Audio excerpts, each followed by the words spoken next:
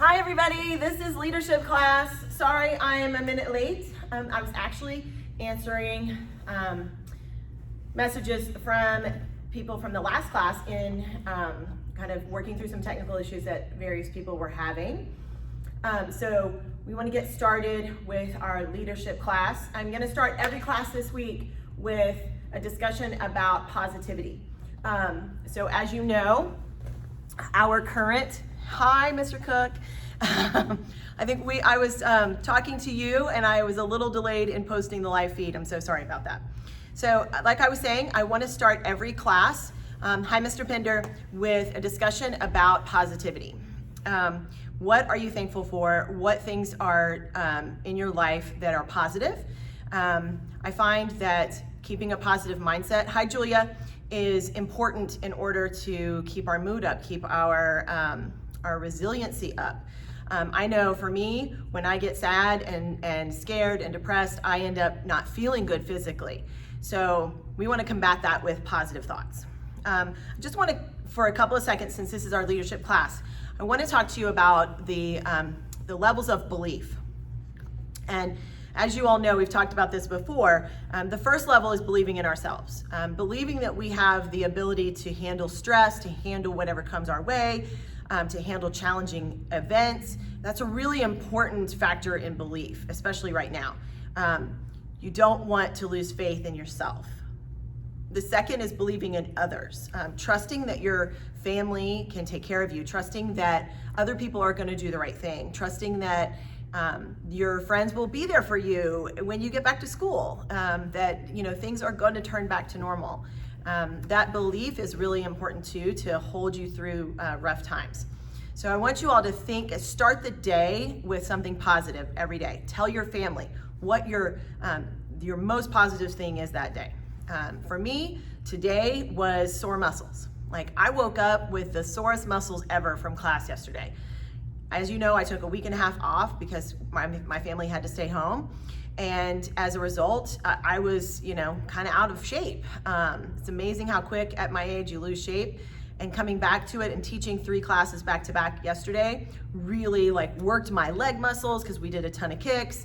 And that felt really good waking up today. Yeah, I'm in pain, but it feels good. It feels really great to be back in the gym and be working out again and be sharing that time with you. So that's my positive of the day. I want you all to tell your family members your positive of the day, and make that a habit. Make that something that you do every single day. Okay, so let's get started. Let's warm up. We're gonna do 4 different warm-ups, just like we regularly do in class. And the first one we're gonna do is 10 jumping jacks. Ready? Go. 1, 2, 3, 4, 5, 6, 7, 8, 9, and 10. Good. Step out into a good middle stance. We're gonna do squats. Can you have music? 1 man, 2 man, 3 man. There's Magnus. 4 man, 5 man. Keep your chest up. 6 man, 7. Oh, I think I skipped one. 7 man, 8 man. Keep those hands up. 9 man, 10 man. Good. Now, I want to do lateral lunges. Normally, lunges go forward here. I want to do lateral. So I want to step out this way and back up. And the other way and back up. Side to side, just like that. We're going to do 5 each side. Ready? Go. 1, 2, 3, 10 total. 4, 5. Keep those hands up. 6, 7. Now I can't go very deep. If you can, go for it. Push yourself. Last 2, because I lost count. Good. Now our next one is just going to be running in place. 30 seconds. Now, when running in place, I like to alternate. Do a little heels back. Do a little high knees. Do a little back and forth. We're just getting the body warmed up, blood flowing. And time. and set. Awesome job, everybody. Hi, Mr. Pitcher. Hi, David. Welcome to class. All right. This class is going to be all sword, okay? I have missed it, and I imagine you all have too. So we're going to do some sword work today and get into it. I like Disney World because it rained on and off. Nice, Isaac. I like it when it rains at Disney too because it drives the crowds out of the park and it cools everything off, right? So I think that's awesome. Okay, now sword is a right hand only weapon. So if any of you are left-handed, like Magnus is, he's gonna join us, it's kind of too bad because you have to use your right hand. So, back a little bit, please. So, sheath, if you have a sheath, you're gonna keep it on your left side. If you have the wooden training sword, you won't have a sheath, but you can practice like you do. You can use your left hand to grip your sheath like I'm doing in a circle. That is simulating the top of your sheath. So you can use those kind of same techniques and same methods to prepare you for a sheathed weapon, okay? Now, closed stance is a very common stance in sword, and it is our beginning stance to gumdo, which is the black belt sword form, and it is the beginning stance to the leadership form, okay? So you will bow in as normal, and then you step immediately into a closed stance with your hand on your hilt, not quite to the guard. So I'm gonna get close so you can see me. So you see how I have about a ping pong ball's width here? You really wanna keep that distance. You don't wanna be up here and you don't wanna be way down here. It balances your weapon well and it allows you to have maximum control. Your other hand is gonna go right underneath it and you're going to turn. See how I'm rotating my fists around my weapon? Rotate them until your knuckles are all in alignment with your weapon, with the edge of your blade. And that's the proper hand technique. Now, I tend to grip my weapon pretty hard. That's not necessarily the best thing, but I am not as strong in the upper body as a lot of people are. So it helps me have control. You'll notice other sword masters and people who use sword a lot more than I do, they tend to hold the weapon a lot more loosely and a lot more relaxed. That is what you're going for. So I want you to work on your hand technique, okay? Now, unsheath your weapon. We're actually gonna warm up with some overhead strikes. If you remember your Bang Mai days, this is an 8 strike, straight down onto the head of your opponent. I want you to stop your weapon where it's horizontal to the ground. I don't want you to let it go way down. I don't want you to stop it up here. I just want you to stop it at around belt level when it's horizontal. We're gonna do 10 of these to warm the shoulders up. Ready, go. 1, count them out. 2, 3, 4, 5, 6, 7, 8, 9, 10. Good. Now, we're also going to do strikes this direction and this direction. This would be a 1 and a 2 strike if you were thinking about your Bang Mai days. The 1 and the 2 strike leads you to those diagonal cuts that are so prevalent in sword form. So when we come up to your ready stance, up to above your head, I don't want you to come up sideways. I want you to come up straight up the middle, then move your weapon and strike down. Come back up straight to the middle, move your weapon and strike down, okay? So we're going to do a left-right strike over and over. We're gonna do left and right, bringing it straight up the middle. We're going to do that 5 times each side, 10 times total. Ready? So you're gonna come straight up, move to the side, straight up, move to the side and strike. That's 1. We're gonna do 10 on each side, so 5 of the set. Ready, go. Left, right, that's 1. Left, right, that's 2. Left, right, that's 3. Left, right, that's 4. Left, right, that's 5. Excellent job. Now, Another move that we're gonna see a lot of in this particular form, in the leadership sword form, is the figure 8, okay? Now, the figure 8, you can do it in one of two ways. You can lead it with the tip of your sword. So the tip of your sword goes to one side of your body, scoops, goes to the other side of your body and scoops. One side to scoop, the other side to scoop. Good. And as you get better, you won't scoop with your whole arm, you'll just do it with your wrist.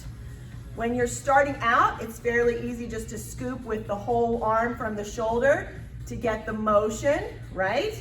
And then as you get faster and better, you'll do it just with your wrist and lower arm. When you open it up to one side, you can open your fingers so that it allows your hand to rotate a little bit tighter to your body, okay? That is okay. That dip and roll is really an important skill to learn, okay? We're only gonna do it with our right hand because this is a right-handed weapon, like I said. Usually we work both sides of the body simultaneously, but we can't do that in sword as much, okay? Because sword is a right-handed weapon, okay? All right, now, if you have a sheathed weapon, I want you to resheath it. If you're practicing with a wooden training sword or without your sheath, you're just gonna place it at your side like Magnus is doing, and we're gonna step into our closed stance. Now, our first move is a preparation move for our strike, our first reveal. So we step out and we show a little bit of our blade, okay? We're just basically pulling our weapon out of our sheath so that we can get it ready, okay? When we do that, we're gonna turn it.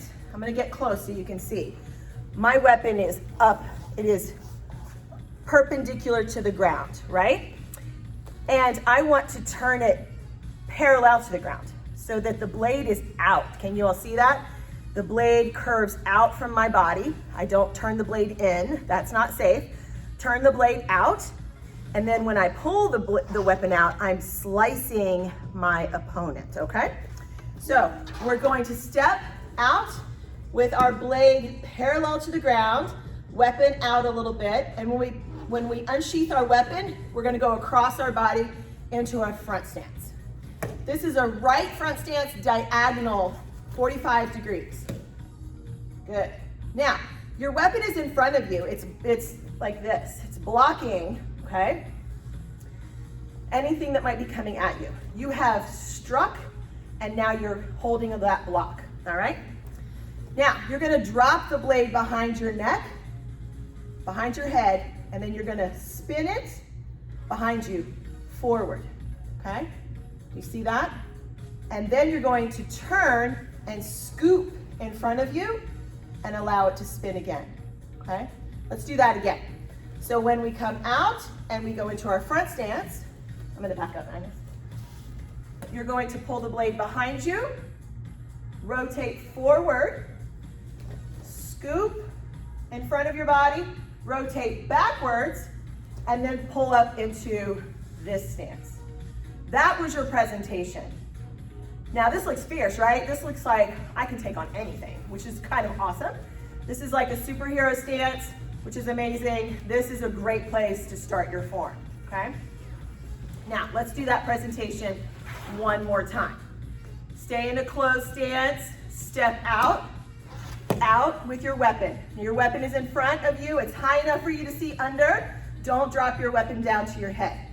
Up, pull the blade behind your head, spin forward, shift, spin backward, rotate up in a super big rainbow. So I'm gonna back up a little bit so you can see the whole thing one more time. I find that the presentations are what hangs everybody up. Ready, step out. One, drop the blade, spin forward, turn, scoop, spin backwards, ah! And that's your presentation. Now we will grab the weapon correctly, like that hand technique I told you before. Step forward into a front stance, slice left, pull up, step forward, slice right, pull up, step forward, slice left, okay? These are diagonal cuts. A diagonal cut to the left, to the right, and to the left. Let's do that again. So you've come to this position. Good. Weapon, strike, strike, strike. Good. These are walking front stance towards the front of the room. From this position, we are going to bring the weapon up and block. The blade points to the left. We are blocking someone striking us with their sword from the left. Then we are turning and blocking from the right. Does that make sense? Good. Let's start from the beginning. All right, closed position, stepped out. This is like a lunge, but you don't go all the way down, okay? Out into your front stance. Drop your weapon behind you, spin forward, turn, scoop, spin backwards, big rainbow in front of you. Ay-ya! Slice left, pull up, slice right, pull up, slice left, good. Block to the left.